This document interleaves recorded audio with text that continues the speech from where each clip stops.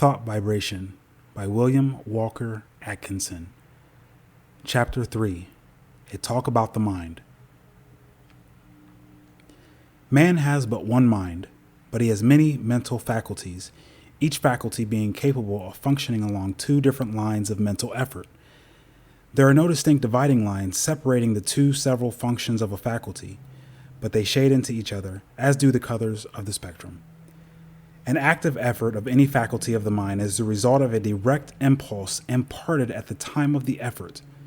A passive effort of any faculty of the mind is the result of either a preceding active effort of the same mind, an active effort of another along the lines of suggestion, thought vibrations from the mind of another, thought impulses from an ancestor, transmitted by the laws of heredity, including impulses transmitted from generation to generation from the time of the original vibratory impulse imparted by the primal cause, which impulses gradually unfold and unsheath when the proper state of evolutionary development is reached.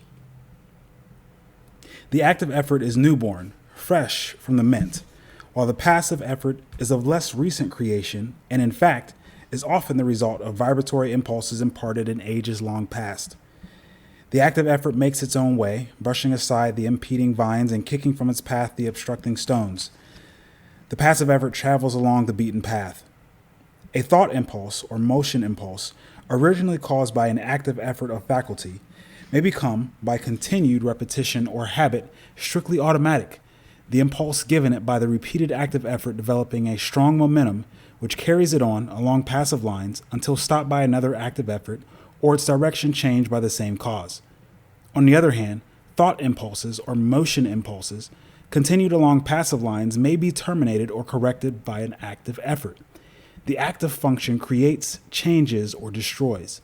The passive function carries on the work given it by the active function and obeys orders and suggestions. The active function produces the thought habit or motion habit and imparts it to the vibrations, which carry it on along the passive lines thereafter. The active function also has the power to send forth vibrations which neutralize the momentum of the thought habit or motion habit. It is also able to launch a new thought habit or motion habit with stronger vibrations, which overcomes and absorbs the first thought or motion and substitutes the new one. All thought impulses or motion impulses, once started on their errands, continue to vibrate along passive lines until corrected or terminated by subsequent impulses imparted by the active function or other controlling power. The continuance of the original impulse adds momentum and force to it and renders its correction or termination more difficult. This explains that which is called the force of habit. I think that this will be readily understood by those who have struggled to overcome a habit which had been easily acquired. The law applies to good habits as well as bad. The moral is obvious. Several of the faculties of the mind often combine to produce a single manifestation. A task to be performed may call for the combined exercise of several faculties, some of which may manifest by active effort and others by passive effort. The meeting of new conditions, new problems, calls for the exercise of active effort, whilst a familiar problem or task can easily be handled by the passive effort without the assistance of his more enterprising brother. There is in nature an instinctive tendency of living organisms to perform certain actions, the tendency of an organized body to seek that which satisfies the wants of its organism. This tendency is sometimes called appetency.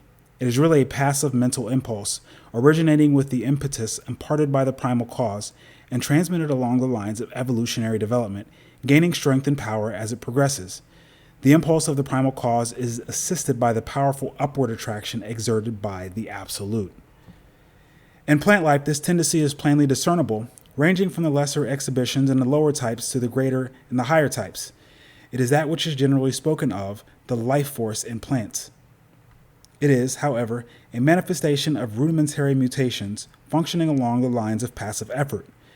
In some of the higher forms of plant life, there appears a faint color of independent life action, a faint indication of choice of volition. Writers on plant life relate many remarkable instances of this phenomenon. It is, undoubtedly, an exhibition of rudimentary active mutations. In the lower animal kingdom, a very high degree of passive mental effort is found, and varying in degree in the several families and species, a considerable amount of active mutations is apparent. The lower animal undoubtedly possesses reason only in a lesser degree than man, and, in fact, the display of volitional mutations exhibited by an intelligent animal is often nearly as high as that shown by the lower types of man or by a young child. As a child before birth shows in its body the stages of the physical evolution of man, so does a child before and after birth, until maturity, manifests the stages of the mental evolution of man. Man, the highest type of life yet produced, at least upon this planet, shows the highest form of passive mutations and also a much higher development of active mutations than is seen in the lower animals, and yet the degrees of that power vary widely among the different races of men. Even among men of our race, the different degrees of active mutations are plainly noticeable. These degrees not depending by any means upon the amount of culture, social position, or educational advantages possessed by the individual.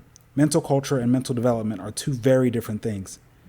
You have but to look around you to see the different stages of the development of active mutations in man. The reasoning of many men is scarcely more than passive mutations, exhibiting but little of the qualities of volitional thought. They prefer to let other men think for them. Active mutations tire them, and they find the instinctive, automatic, passive mental process much easier. Their minds work along the lines of least resistance. They are but little more than human sheep. Among the lower animals and the lower types of men, active mutations is largely confined to the grosser faculties, the more material plane, the higher mental faculties working along the instinctive, automatic lines of the passive function. As the lower forms of life progress in the evolutionary scale, they develop new faculties which were latent within them. These faculties always manifested in the form of rudimentary passive functioning and afterwards worked up through the higher passive forms until the active functions were brought into play. The evolutionary process still continues, the invariable tendency being toward the goal of highly developed active mutations. This evolutionary progress is caused by the vibratory impulse imparted by the primal cause, aided by the uplifting attraction of the Absolute. This law of evolution is still in progress, and man is beginning to develop new powers of mind, which, of course, are first manifesting themselves along the lines of passive effort. Some men have developed these new faculties to a considerable degree, and it is possible that before long man will be able to exercise them along the line of their active functions. In fact, this power has already been attained by a few. This is the secret of the Oriental occultists and some of their Occidental brethren. The amenability of the mind to the will can be increased by properly direct practice. That which we are in the habit of referring to as the strengthening of the will is in reality the training of the mind to recognize and absorb the power within. The will is strong enough, it does not need strengthening, but the mind needs to be trained to receive and act upon the suggestions of the will. The will is the outward manifestation of the I Am. The will current is flowing in full strength along the spiritual wires, but you must learn how to raise the trolley pole to touch it before the mental car will move. This is a somewhat different idea from that which you have been in the habit of receiving from writers on the subject of willpower, but it is correct, as you will demonstrate to your own satisfaction if you follow up this subject by experiments along the proper lines. The attraction of the Absolute is drawing man upward, and the vibratory pulse of the primal impulse has not yet exhausted itself. The time of evolutionary development has come when man can help himself. The man who understands the law can accomplish wonders by means of the development of the powers of the mind, whilst the man who turns his back upon the truth will suffer from his lack of the knowledge of the law. He who understands the laws of his mental being develops his latent powers and uses them intelligently. He does not despise his passive mental functions, but makes good use of them also, charges them with the duties for which they are best fitted, and is able to obtain wonderful results from their work, having mastered them and trained them to do the bidding of the higher self. When they fail to do their work properly, he regulates them, and his knowledge prevents him from meddling with them unintelligently, and thereby doing himself harm. He develops the faculties and powers latent within him and learns how to manifest them along the line of active mutations as well as passive. He knows that the real man within him is the master to whom both active and passive functions are but tools. He has banished fear and enjoys freedom. He has found himself. He has learned the secret of the I Am. End of chapter 3. A talk about the mind. Thought Vibration by William Walker Atkinson. Thought Vibration by William Walker Atkinson. Chapter 4. Mind Building. Man can build up his mind and make it what he wills. In fact, we are mind building every hour of our lives, either consciously or unconsciously. The majority of us are doing the work unconsciously, but those who have seen a little below the surface of things have taken the matter in hand and have become conscious creators of their own mentality. They are no longer subject to the suggestions and influences of others, but have become masters of themselves. They assert the I and compel obedience from the subordinate mental faculties. The I is the sovereign of the mind, and what we call will is the instrument of the I.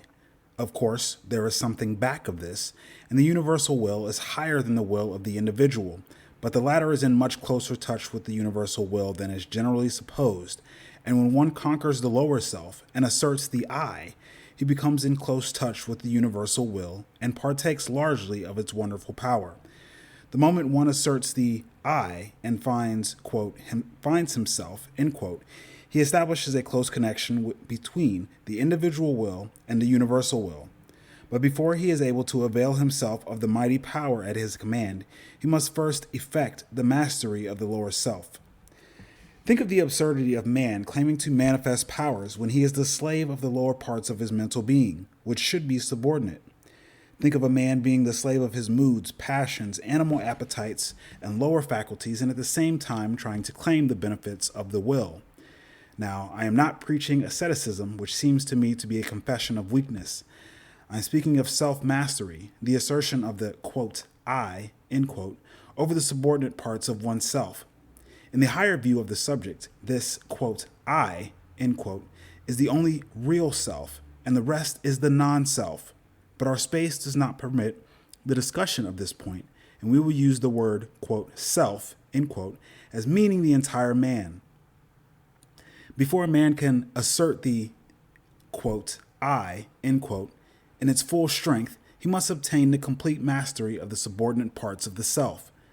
All things are good when we learn to master them, but no thing is good when it masters us. Just so long as we allow the lower portion of the self to give us orders, we are slaves. It is only when the, quote, I, end quote, mounts his throne and lifts the scepter that order is established and things assume their proper relation to each other. We are finding no fault with those who are swayed by their lower selves. They are in a lower grade of evolution and will work up in time.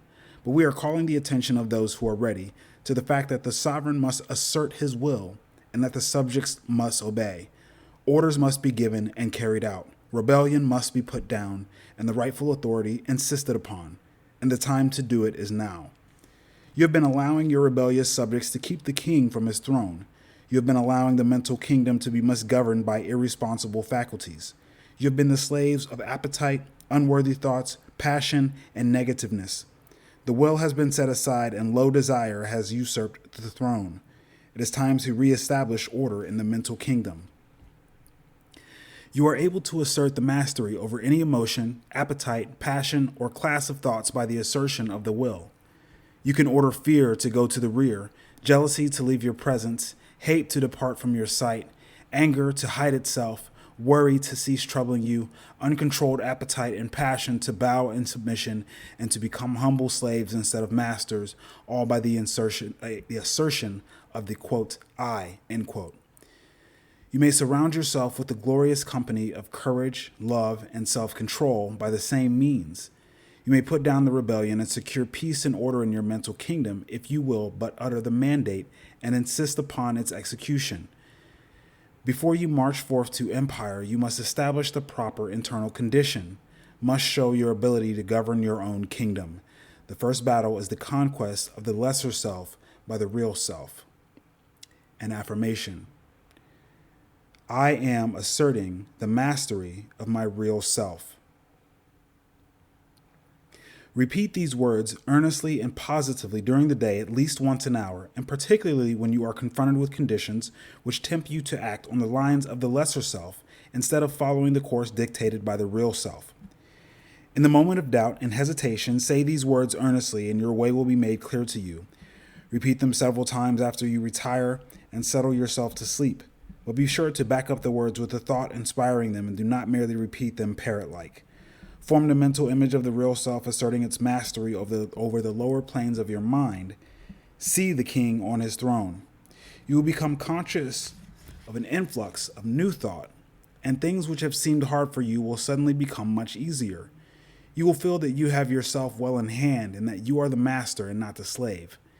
The thought you are holding will manifest itself in action, and you will steadily grow to become that which you have in mind. An exercise.